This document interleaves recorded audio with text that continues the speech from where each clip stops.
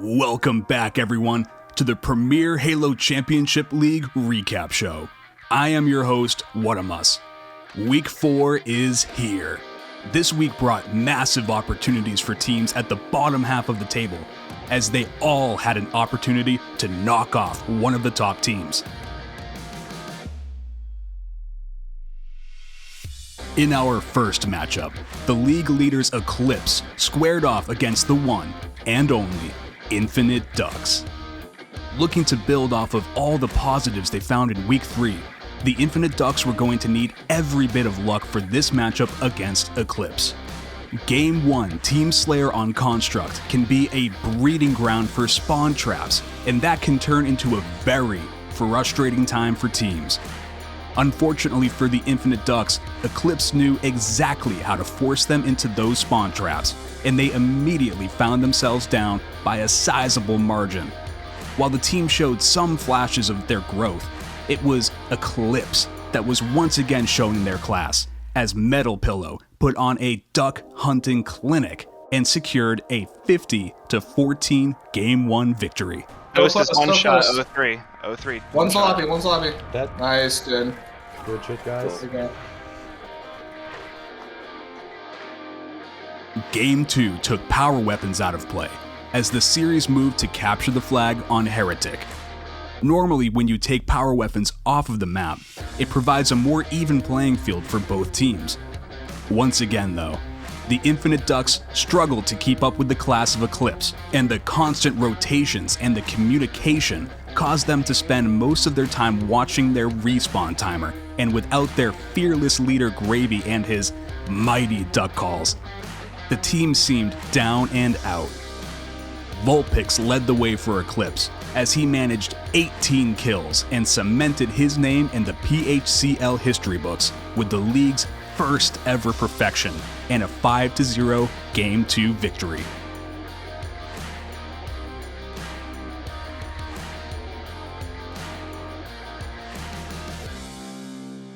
With one game left to secure their 4th straight series sweep, the series went back to Construct for the teams to face off in King of the Hill.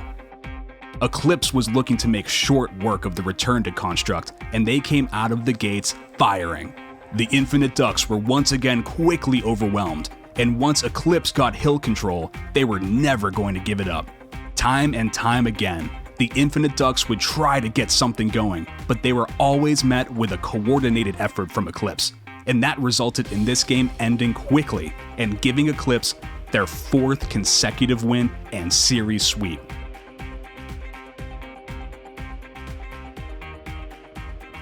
An unfortunate showing from the Infinite Ducks, but hope is on the horizon in the coming weeks.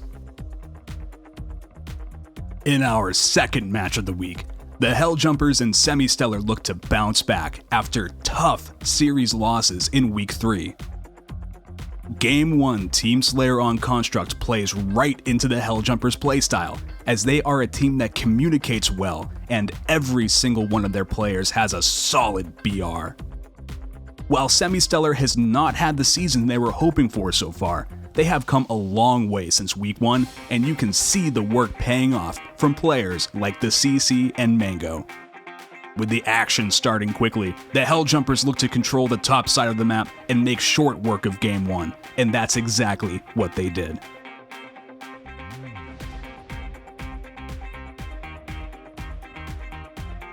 With all 4 players grabbing double-digit kills, Semistellar could not break through the unified lineup from the Helljumpers. Semistellar caused them to bend at times, but the Helljumpers were never going to break, as they went on to take the win in Game 1 by a score of 50-16.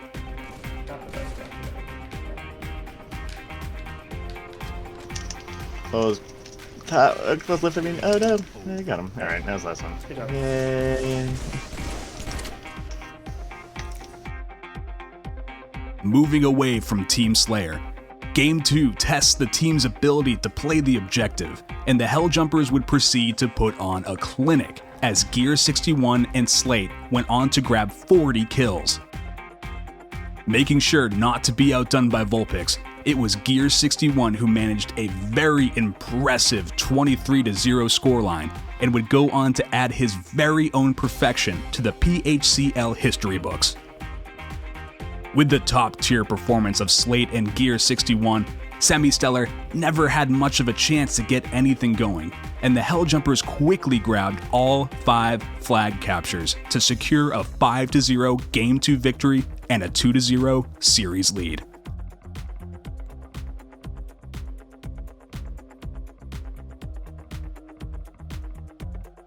Game 3 brought the teams back to Construct, and both teams looked to improve off of the performance they showed in Game 2.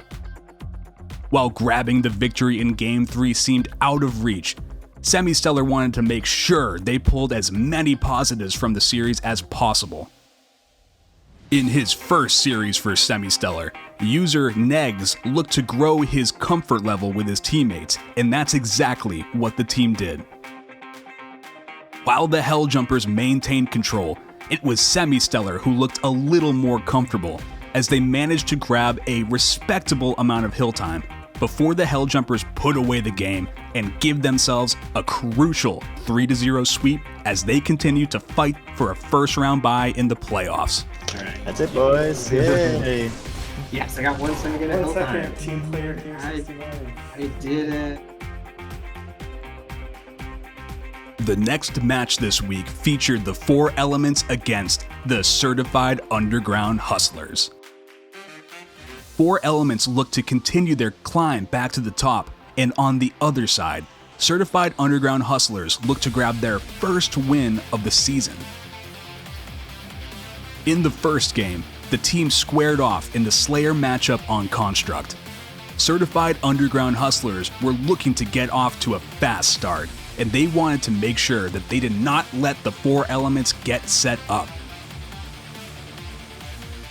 With top players from both teams sitting out in Game 1, there was an opportunity for new players to show their class.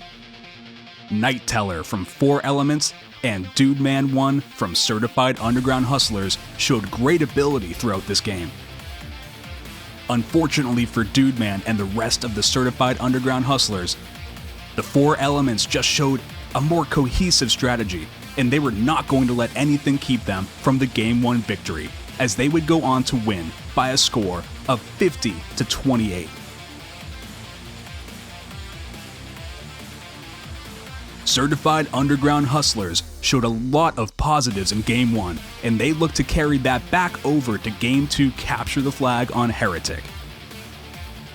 4 Elements would make a change, as Binky got to come in and try to lead the team to a 2-0 series lead. On the other side, Dude Man looked to lead his team by example and try to get the rest of the Certified Underground Hustlers back in this one. The slaying started quickly, and you could see that 4 Elements had a plan right off the bat, and they executed that plan to perfection. No matter where players on the Certified Underground Hustlers would go, there was nothing they could do to stop the flag runs from 4 Elements, and within minutes, the 4 Elements had secured all of the flag captures they needed and secured that 2-0 series lead. The 4 Elements continued to rotate their squad as Saralala returned to the lineup for Game 3 King of the Hill on Construct. The whole team knew how important a series sweep would be when it comes to seeding in the playoffs. Understanding that meant that the 4 Elements were going to come out strong. But Dude Man and the rest of the Certified Underground Hustlers were not just going to lay down without a fight. Grabbing a career-high 24 kills, Dude Man was a constant thorn in the 4 Elements setup. However, Eridan Darkgate continued to show that he is a top player in this league, and he led the 4 Elements into great positions that resulted in huge hauls of points over and over again. And in the end, it was the 4 Elements who took the game by a score of 250-80, a huge series sweep that can make a big impact as we approach the halfway point of the season.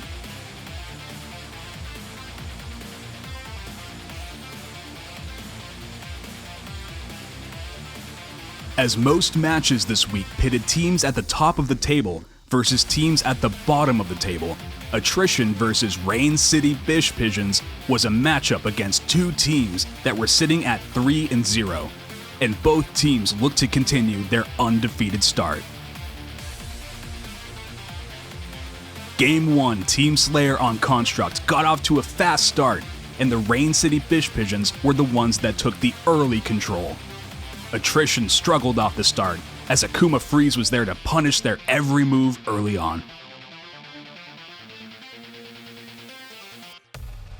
However, while starting off strong is important, being able to maintain that level of play throughout is equally as important. As the game went on, Attrition began to get more and more comfortable, but Rain City continued to make things difficult. It was Southpaw who made sure that Attrition was not going to start off this series with a loss.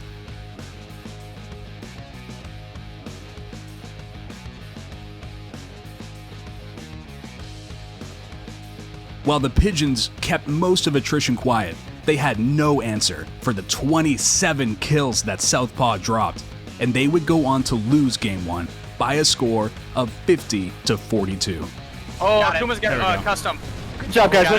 Great job. Ooh, let's go. Be ready for this series, boys. What did I tell you? Never underestimate your opponent. They're solid. The close score in Game 1 definitely took Attrition by surprise, and the team was not going to make the same mistake moving into Game 2. Capture the Flag on Heretic tests the whole team's ability to slay and work together. And boy, did both of these teams show off their slaying ability in this one. Combining for a total of 172 kills, this game was not for the faint of heart. But, as we have said over and over again, slaying ability is just half of the battle when it comes to objective game modes like Capture the Flag. And while the teams matched up on the Slayer front, it was Attrition that had the better rotations, and this resulted in plenty of unanswerable flag captures that would result in a 5-0 Game 2 victory that put the Rain City Bish Pigeons on their back foot going into Game 3. Got you, Returning the flag. I got you. Oh, watch out, DeWalt! Two down there. There's two down there. Go, go, go, go. You got them both. There's a noble All sacrifice. four down. All four down. Run it, baby. Run it. Run it. Let's go. This should be it. They don't want this smoke. Yes, good job. Oh, boys. Hey, the key to being a playoff team is to be able to win games even when you're not playing super well. So good job, guys. While Rain City Bish Pigeons looked to be struggling heading into Game 3, Attrition looked to be hitting their stride and wanted to make sure that they grabbed their 4th victory in a row. Attrition looked strong from the start, but Akuma Freeze was going to make sure that they earned the series sweep, and with a very impressive 30 kill showing, he definitely made things difficult on Attrition. Regardless of what the rest of Rain City would do though, Attrition was one step ahead, and made sure that they not only controlled the hill, but also the power weapons. This resulted in Attrition getting off to an early lead, which they managed to keep throughout the game, as they went on to finish the series with an emphatic win of 250-92. While Rain City did not manage a win in this series, they showed that they are a team that is going to be competing week in and week out, and I personally cannot wait to see what this organization can accomplish the rest of the season.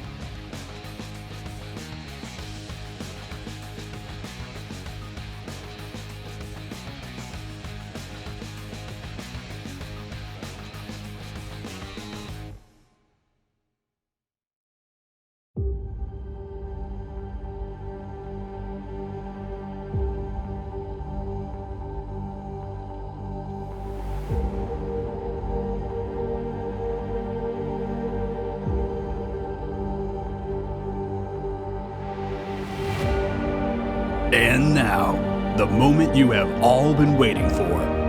It's time for the premier matchup of the week. This week we have Mugworm Squad going up against Bad Communication.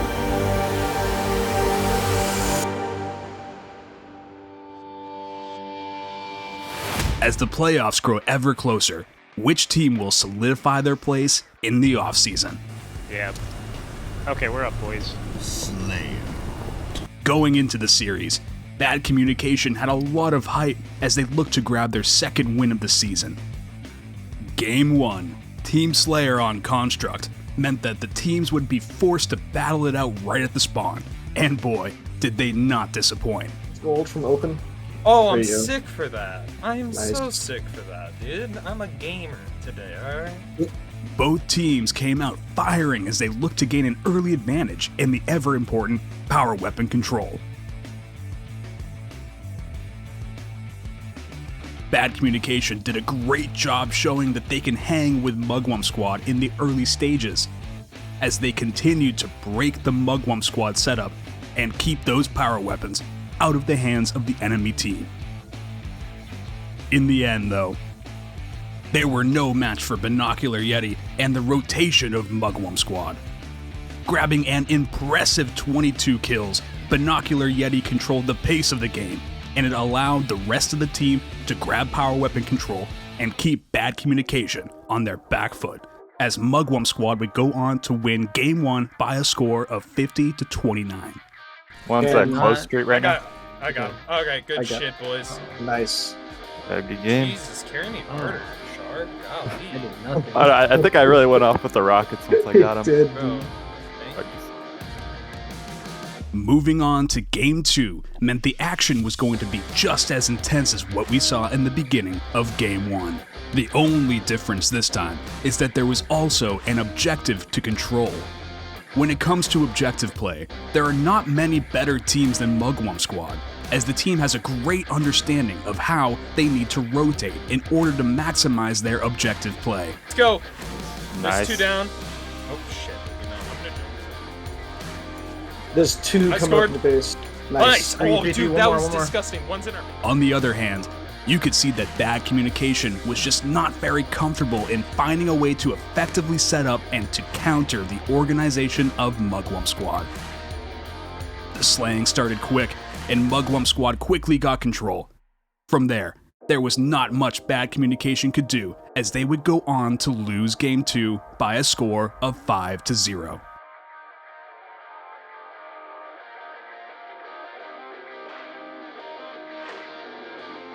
With Mugworm Squad taking the first 2 games in the series, it was all up to Bad Communication to put the pressure on as the series moved back to Construct. The dream. I at least want to try to steal one, but we'll see. This time, though, the teams would be battling it out for points as they both looked to keep the hill under their control. Utilizing what they learned in Game 1, Bad Communication looked a lot more comfortable off the start, as they were able to grab good chunks of hill time and keep things closer in the slaying category.